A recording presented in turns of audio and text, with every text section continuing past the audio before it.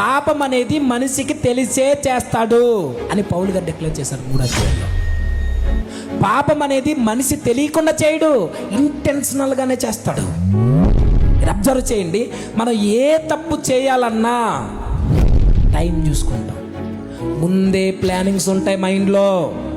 ఎప్పుడు వెళ్ళాలి, ఎలా వెళ్ళాలి, ఏ టైంకి వెళ్ళాలి, ఏ వీధిలోంచి వెళ్ళాలి, ఎవరికి కనబడకుండా మాస్క్ పెట్టాలా, చున్నీ కట్టాలా, ఏం చేయాలి, రాత్రులా పగలా, ఇంట్లో ఎవరు లేరా, ఏ గోడ దూకాలి, అన్ని ప్లానింగ్స్ ముందే ఉంటాయి.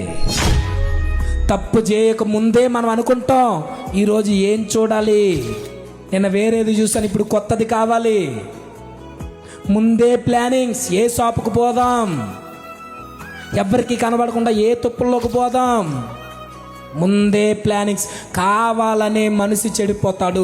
కావాలని ఎట్లా చెడిపోతాడంటే ఆదామును చూడు. దేవుడు వద్దన్నాడని తెలుసు, తింటే చస్తాడని తెలుసు, రోగాలు వస్తాయని తెలుసు, దేవుడు మాట్లాడ్డాని తెలుసు, అన్నీ తెలిసే పండు తెంచాడు, తిన్నాడు. ఇలా చేస్తే దాని సారం ఏమొచ్చిందంటే శాపం, మరణం వచ్చింది. ఆ మరణం ఎంతవరకు నడిపించింది? గోతు వరకు నడిపించింది. మరణపు గోతు వరకు నడిపించింది.